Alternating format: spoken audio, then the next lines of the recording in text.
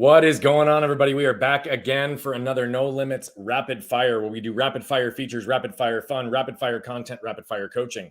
We have a guest lined up for today, but she is not yet in the green room. So I'm going to take a slightly different approach and just give you guys a couple of updates as to what's going on in our world and some ways to engage further should you have interest. We, about 2.5 months ago, started a Facebook community. And I fully owned out of the gate that we've never really built a community in that way before. And I'm going to be honest with you, I was very resistant to doing it. I was resistant to doing with it largely because although I knew it could provide a solution for individuals in our world who were wanting to have higher levels of engagement, wanting to have different ways to actually get some coaching and some content in a unique way outside of just our social channels. But those who are not ready to necessarily jump into one of our group coaching programs, on the higher intensive side or into any one of our one-to-one stuff. And so I'm really grateful for everybody who jumped in. In fact, there's a number of people who are regular content engagers, people who we communicate with, build relationships with, that jumped in with both feet. And it went really well for a couple of months. But I made a decision last week that we are going to be closing it down. Here's why. It felt empty. It didn't have the level of connection that I was hoping to curate in this type of format. See, when we were doing lives every single week, we'd go live 8:30 in the morning and it would be great. We'd do it. And then we'd get comments and engagement. But for me, I might as well just be talking to an empty screen. I love the level of engagement. I love what we were doing, but we decided that we are officially shifting that. Reason why, the feedback after 2 months was overwhelmingly that people got the most value out of our Zoom sessions where we were all eyeball to eyeball. We could see and feel each other's energy. And it was real rapid fire coaching that took place right in front of them. And so that is what we're going to be doing. We're going to be pivoting to really just turning it into a community, but a very, very light investment so that it is not a hurdle for anyone to participate, to jump in, but that we can add value above and beyond what that investment is. So if you have any interest in learning more about that, ways that we can engage, ways that we can continue to help you elevate and empower yourself, who you're impacting and continue to grow, let me know, shoot me a DM, because we definitely want to make sure that we have a place and an outlet for everyone. So I was saying a minute ago, we had a really phenomenal guest joining us today. She did just jump into the green room. So I'm going to give a very, very quick intro, and then we're going to bring her in for some discussion. I met Liz a few months back, and Liz Wilcox is known as the fresh princess of email marketing. I absolutely love that title. I love the repurposing of it. And I will tell you that though I had interacted with her virtually, when I got to meet her in person, her vibe, her energy, all of everything that she is about showed up. And it was very clear to see why she's so unique, why she's so different, and why she's so successful in the ways that she's entering into the world, because she's so uniquely her. And so I'm going to bring her in right now because she's got phenomenal approaches around email strategy and other things. And I really want to be able to provide this as a feature for all of you because she's one of the best in the business as it relates to really being able to bring people into your world and find a way to curate forward. So we're going to go ahead and bring Liz in right now. What's up, Liz? Hey, I'm so excited. What's up? What's up? How's everybody doing? We're good. How are you? I am so good. So Brian mentioned I was finally in the green room. I was trying to do this in my room because I just moved into this place and there's been some plumbing issues. So I know somebody's coming. And so I was like, oh, I don't want to be interrupted. But the internet wouldn't work in there. I made it. I'm feeling good. You're here. That's all that matters. I'm excited to talk about email or whatever the heck else we want to talk about in this rapid fire today. Well, what I really want to start with is more on you, just at a high level, because I think you just are super unique. And I love the way that you operate. And when I say super unique, that is the greatest compliment I could give anybody, because not only do you understand your uniqueness, but you live and embody your uniqueness. You and I got a chance to get to know each other a little bit better. And so I'm not going to take us very, very deep today. I know that you shared some stuff with me from your past that we're just going to keep wrapped up for now. But what I would love, Liz, is if you could just give a high level overview about who you are and what led you to this ability to be so centered in who you are and allowing yourself to live in a way that gives others permission to also live into their uniqueness. Yeah, so like I just said, I just moved, so this place isn't as much Liz Wilcox as it could be. It's still awesome. Like, check out, I got a spiral staircase, I friends. mean, that's pretty awesome. That is amazing, right? But normally I'm very 90s themed. And I'm sorry if I'm echoing right now. I can hear You're myself. good. I don't hear an I'm gonna echo. okay. So I'm very 90s themed. I love NSYNC. I've got Joey Fatone right here holding my pens. Um, Yes. and of course, there's always been a bit of me that was Liz. But to what Brian was alluding, I was mute until age 7. And it really wasn't until high school where I was sitting in some kind of health class. My family had just moved from Michigan to Florida. And unbeknownst to my mother at the time, we actually moved into a 1-bedroom trailer. It was hell on wheels. It was like rats in a cage. We didn't have any conflict resolution. We were poor. It was awful. And my life felt awful. And I was sitting in this classroom, and the teacher said, I don't know what the heck the lesson was, but she said something like, happiness is a choice. And immediately the front of my brain was like, you don't know me. I was born into XYZ, my family, this and that. But there was something in the back of my head that said, what if that was true? Your life is already, excuse my French, shit. Your life is already shit. What if you just pretended that happiness was a choice? There was just something in the back of my head, that little whisper of, what if there was some truth to that? And, you weren't in control of your circumstances. I was a 15, 16-year-old kid. Of course I wasn't. But what if I could choose to be happy anyway? I could choose to, suspend belief the same way when I'm watching a show and there's aliens on the screen. Like, in reality, I know that's not happening. But the brain is amazing in that you can suspend reality and choose different beliefs. So I chose that. And now I'm on this path. And the more, over the last 16 to 20 years, the more I lean into that, and the more I lean into who Liz wants to be, the more happiness doesn't even become a choice. I just am. Just happens. Yeah, that's incredible. I've started to say recently, the more I can be, the more I am.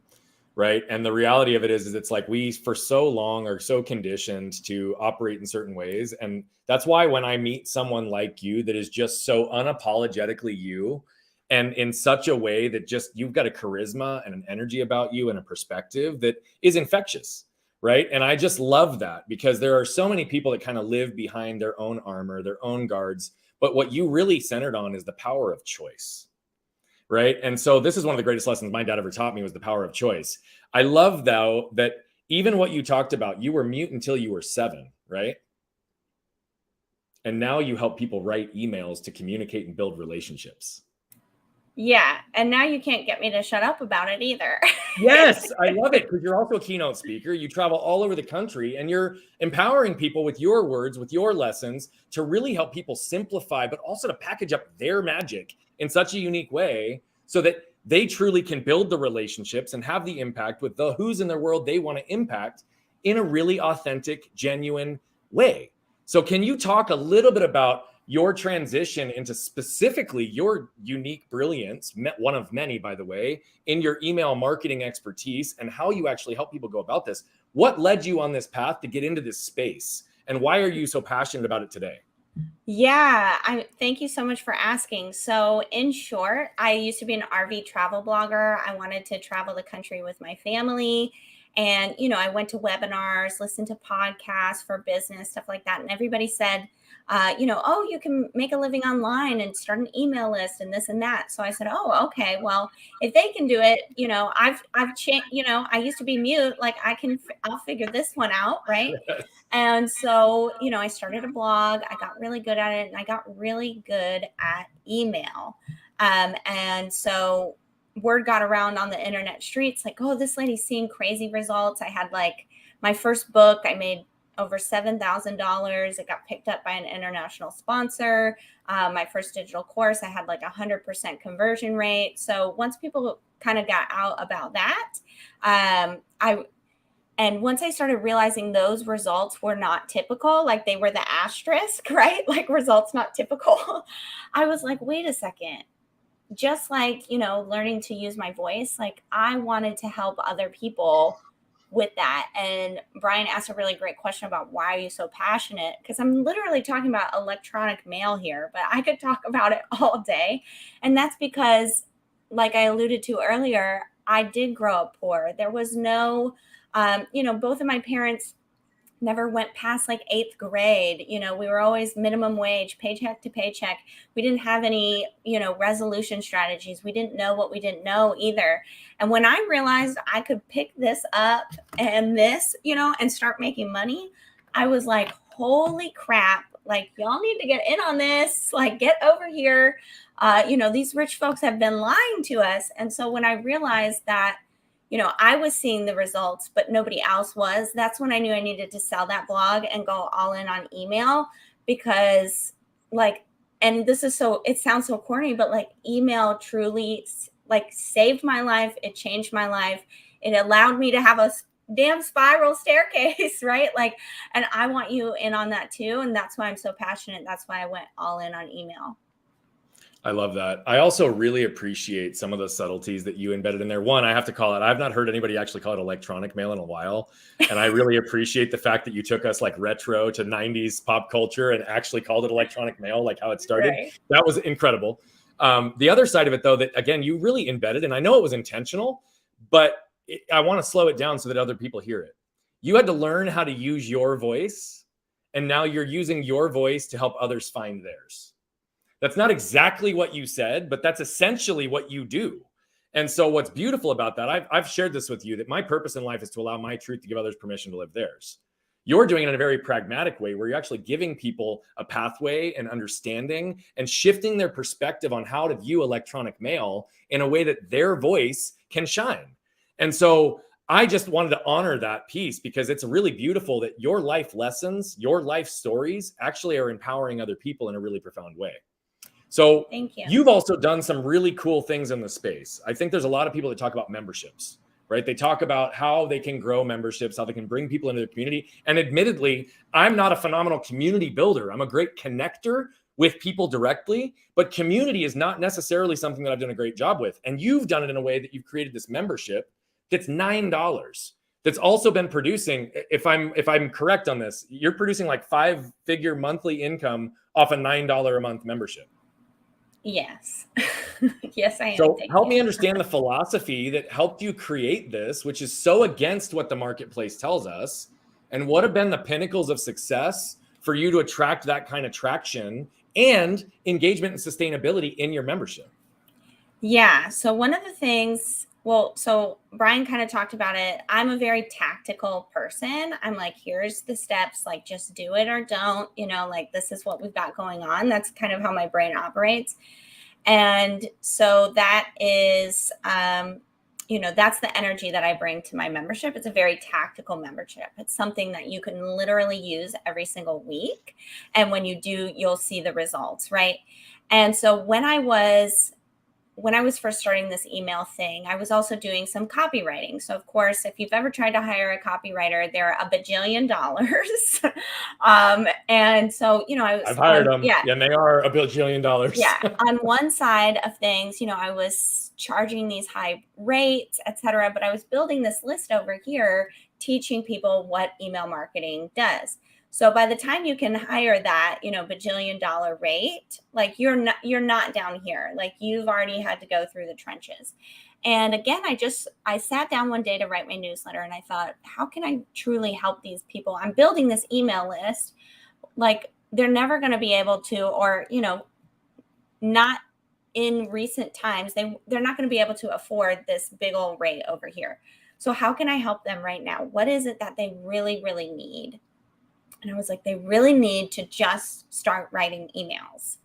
And, how can I convince them that, electronic mail is for them when it seems so hard?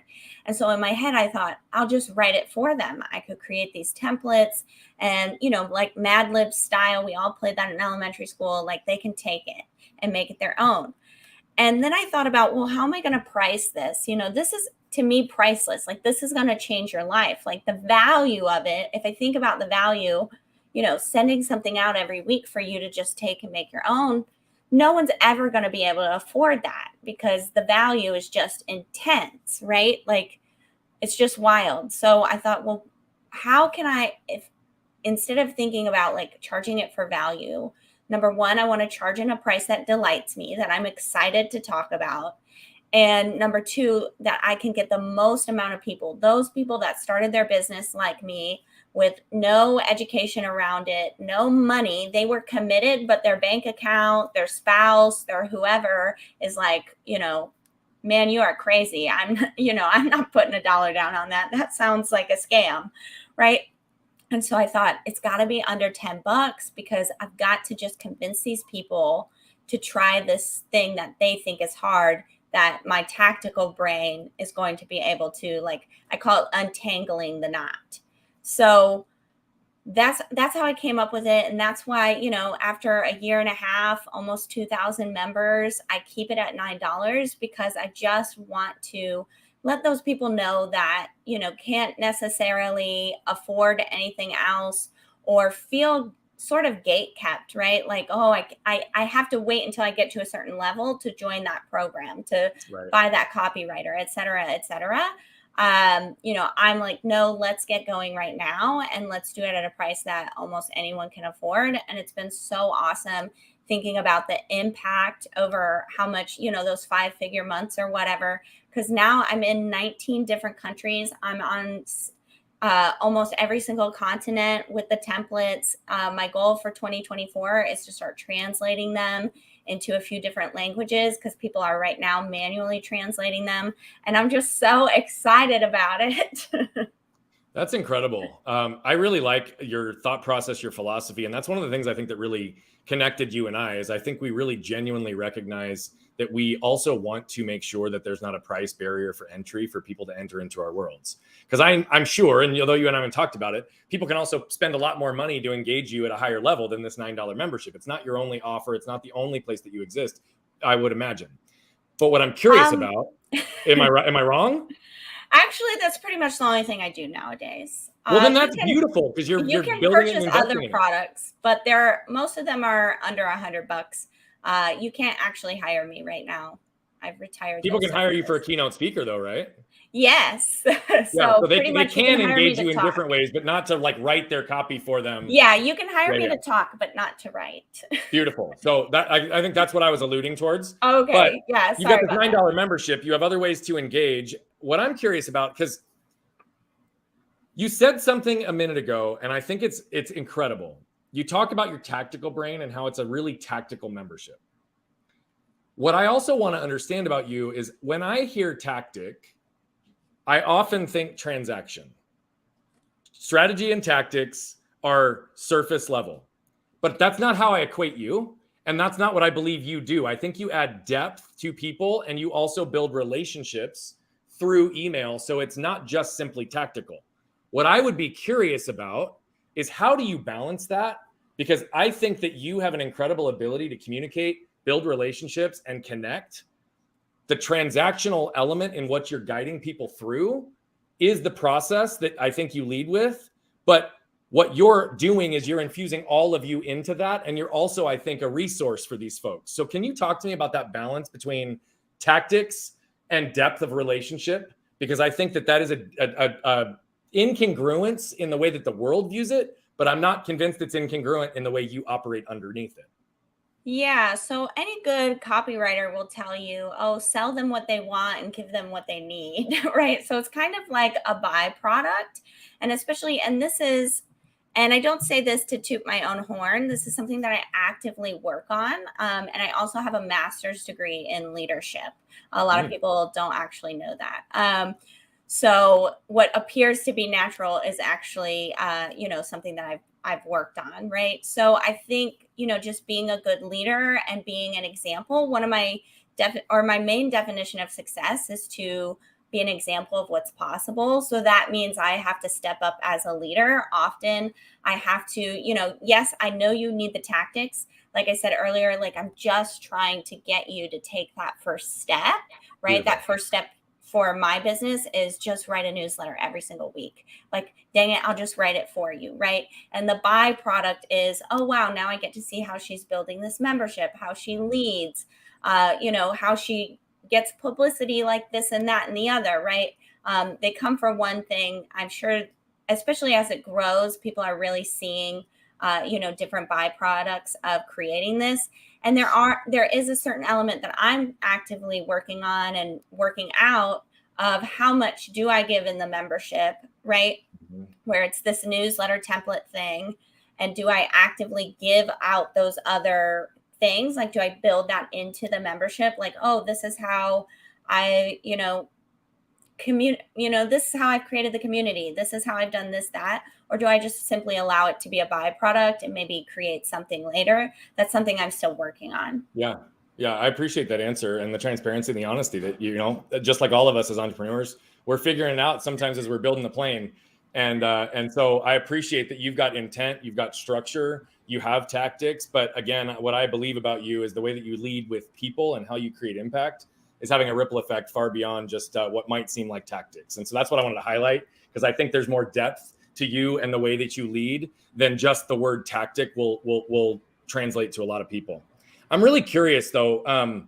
We hear all these different things in email marketing, electronic mail marketing, and like different rates, like why it's important to have people, actually replying or opening or engaging. We hear about open rates and all of these aspects. But what I'm curious about is this one idea, like, why is it so important in electronic mail to get replies to what you send out? And how does that reaction and response from your audience actually help elevate what you're doing in electronic mail marketing? Yeah. So this is my tactical brain speaking, but with email, all you want to do is follow a few steps. You would just want to climb a staircase. So first you have a follower, right? You get on Brian's show, somebody sees you, they follow you over to your Instagram, right? You get them on your email list and you turn them into a friend, right? These are people that you are going to get to know with the replies Brian is talking about. And once you have a list full of friends, they'll basically just tell you what they want, so you can turn them into customers very quickly. You're not convincing them that they should know, like, and trust you and that your product is worthy. They already know those things, and then you present the product. So that's why when I talked about my 100% conversion rate, I had 141 people on the wait list. I made 141 sales. That's because these people were my friends, right? These were people that I know, that know me, that trust me. I'm interacting with them in the inbox all the time. If you have a pen, I want you to write this down. People buy from people they trust. Email marketing is a more intimate channel than, you're probably watching this on Instagram or something right now. You will say things that you wouldn't normally say to an email reply, right? Especially if you know Brian, if you know Liz is going to reply back. So, I'll even show you on the screen right now. I have some replies from some people that ended up purchasing my course. You can see here, if you're watching the video, I've got, somebody woohoo cheering me on about something. They're telling me all their travels. Another person talking about, how their RV is torn apart. Like, do you think these people would buy from me? Of course they would, because people buy from people they trust. I have proven over week after week after week that I know these people. And when you're building your list and thinking of writing subject lines, writing your newsletter, et cetera, the biggest thing I want you to think about is these are not email addresses. These are people with emails, right? This is Brian on the other side of the screen, Liz, Michelle, whoever. You can take a look at this photo. Every single person in this slide is somebody that has purchased from me, but it's somebody I know. I think of Eden, Gabby, Tori, Andrea, Ari, Jesse, Danny. I think about these people when I'm writing my emails, when I'm trying to get, oh gosh, I hope somebody replies. I'm thinking, what does Andrea need to hear? And what question do I need to ask from her to get to know her better so I can create products that actually sell? My very first product was a book about poop. Now, I hate talking about poop. And here I am today, 7 years later. But I never would have in my wildest dreams thought of creating a product like that. But it was because I emailed my list and I said, hey, why do you follow me? And they said, you're really funny and you can tell a good story. So what was my first product? A collection of funny stories about RV life. So when you can elicit those replies, when you can get clicks, when you can make those connections, when you can see your email list as a list full of people that you want to get to know, AKA friends, oh my gosh, it's going to be over. You're going to skyrocket to success. I mean, if I sold a book about poop, whatever you're thinking about selling right now, it's going to sell a million times better than that. I love all of that. I also love how you integrate visuals in this discussion. I love that you are a little bit of a tech geek, just like myself, in different ways, and you utilize it very effectively. So I liked how you're moving your little head across that staircase. I mean, Liz, like that is just so uniquely you to even think to do that. It's beautiful. Thank you. And that's the personalized touch that you take in so many things. So what I'm curious about is, you talked a lot about this journey, building friends before they become customers, the importance of reply and getting to know these folks. You embedded a whole lot of elements on getting feedback from your audience so that you know what they want, who they are, and what you could offer them. What I'm curious about, though, is in the most fundamental basic level, they've gone from a follower to a friend. How do you write emails that you actually get people to reply to? That's a great question. I think, again, thinking about that individual and just being very direct, saying things like, I would really like you to reply. I'm a real person. Or, I only have 50 people on this email list. I would love to get to know you better. Like for me, when in my RV travel days, I would say, I would love to get to know you and your RV better. Like, have you bought anything yet? Also asking simple yes or no questions. We're not friends yet, right? If I sat down with you at a conference and I just started asking you all these intimate details so I could grab your pain points or whatever, you likely would walk away. You'd be like, oh, that's my wife calling, adios, right? But if I'm asking you yes or no questions, that's going to start up the conversation and you can go from there.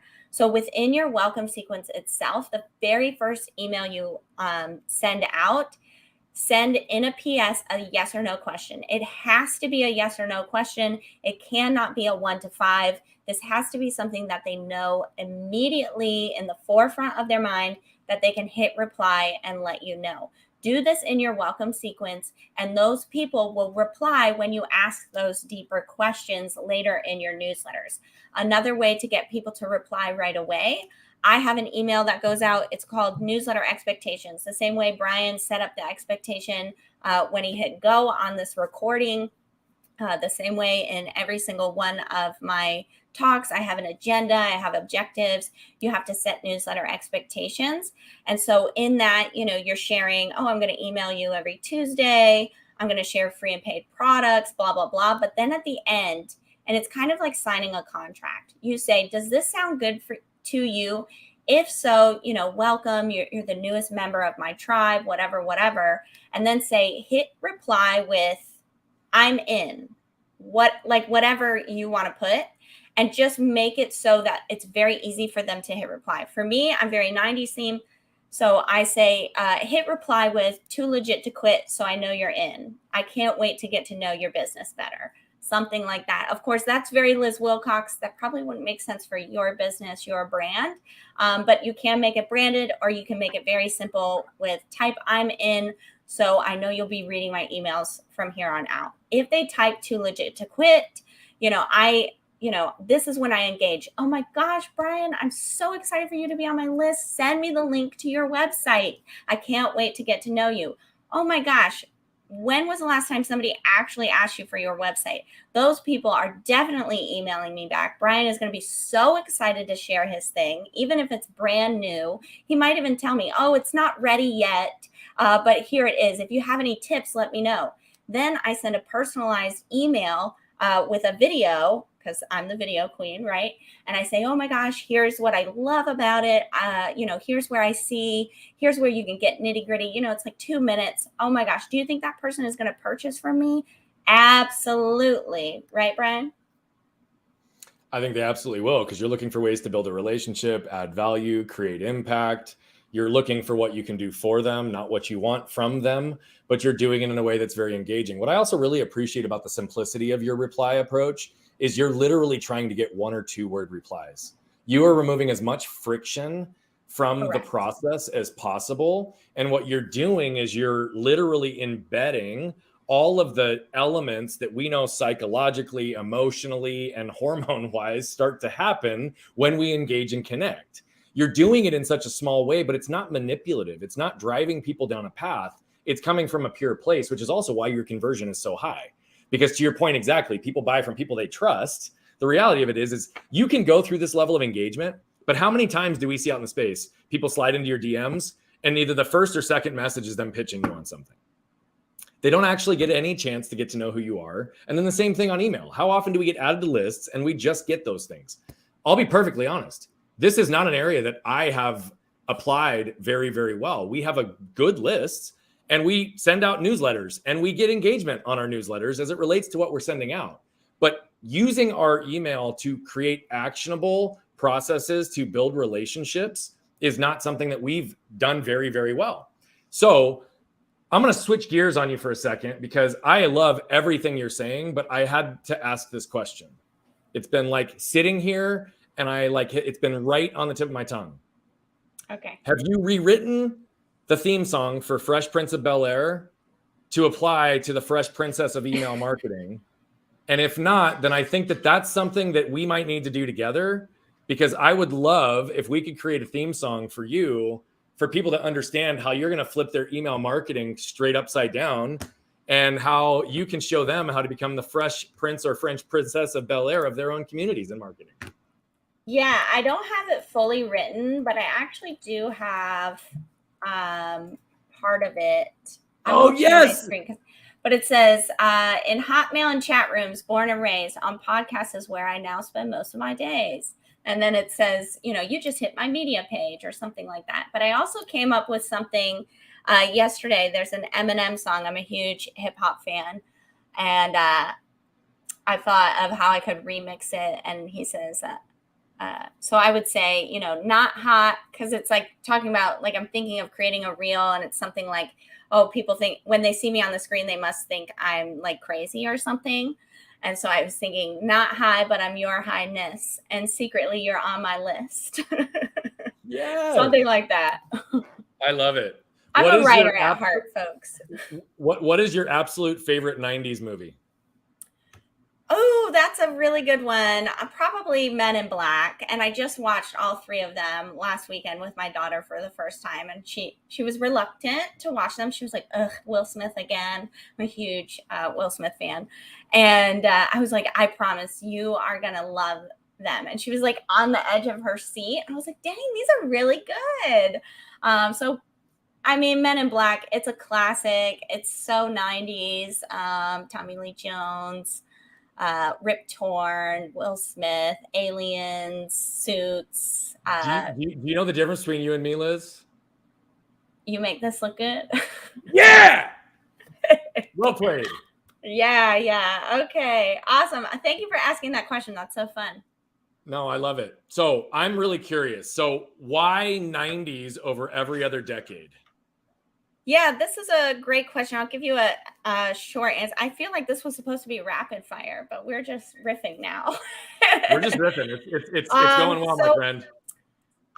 So when I started my RV travel blog, my main subscribers were men in their 60s. And I always tell people to share in a relatable way. And luckily, people want to connect with people. So that's actually pretty easy. But I wasn't able to, show off this like quirky, goofy side where, people are like, yeah, I guess I saw Men in Black. And yeah, I've heard of Justin Timberlake, right?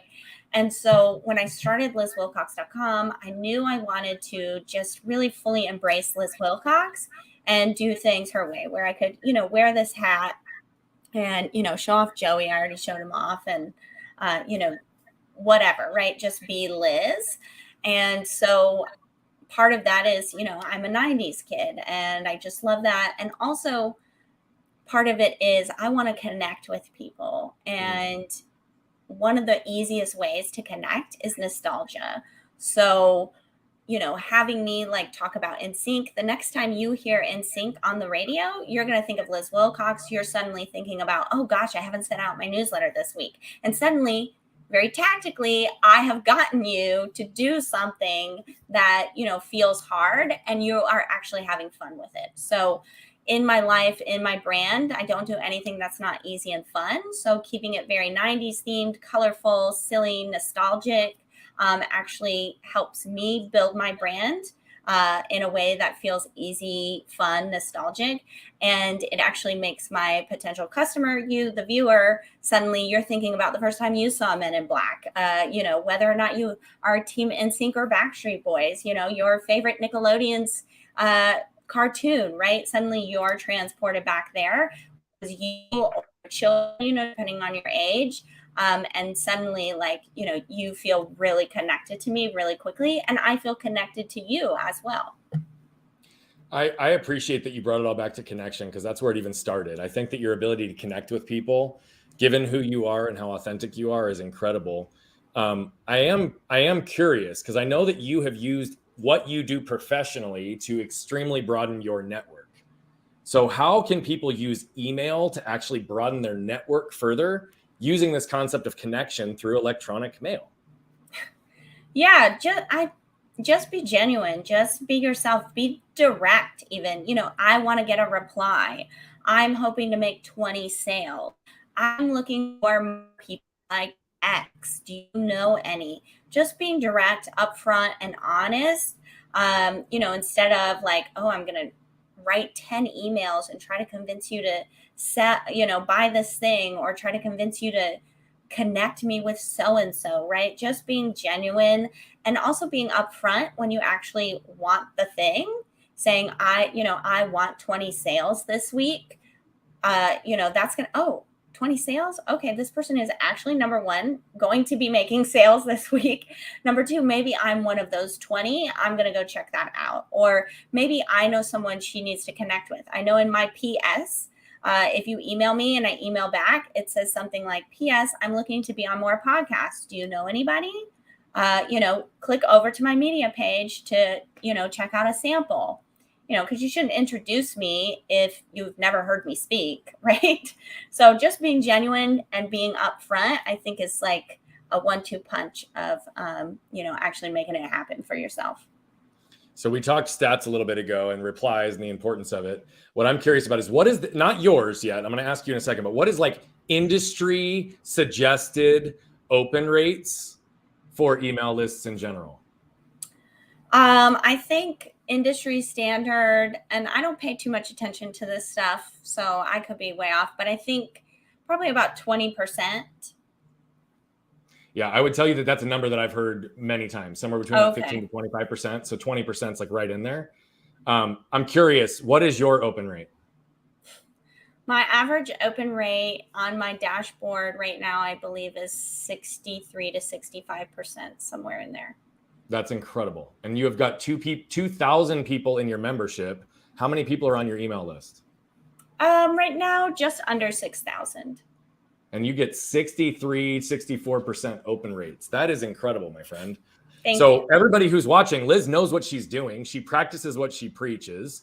And she is actually a living embodiment of the simplicity of her approach and the tactical elements that can guide you towards bringing your magic into your marketplace, building more effective relationships, and having higher conversion, reply, and open rates so that you're actually building and curating a list of people that are connected to you versus just a list that exists.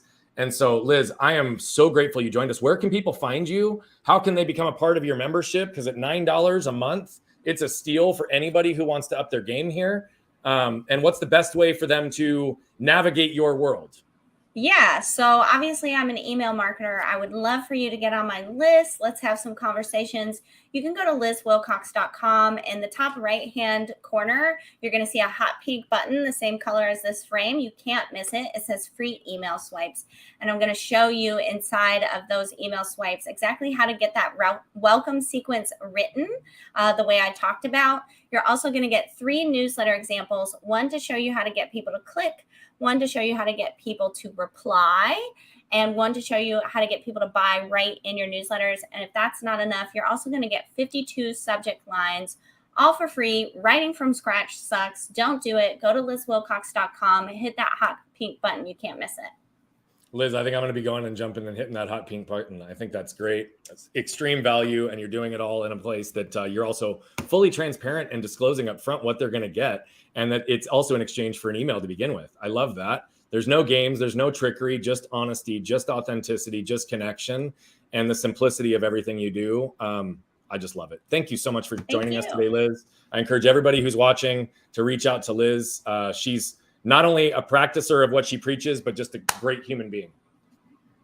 Thank you so much. I can't wait to see what everybody does with email. Talk soon, my friend. All righty. Well, it was a little bit of rapid fire in the beginning. It was a little bit of rapid fire throughout that conversation. Liz is incredible. I'm so grateful that she was able to join us today for No Limits Rapid Fire feature. Her expertise, her wisdom, her life experience is something that you all can shorten your own curve to learning too. If you have any questions, if you'd like to get on this show, feel free to shoot me a text at 602-704-5189 or email me at brian@brianbogert.com. Make sure to go check out Liz Wilcox. And until next time, next week, be great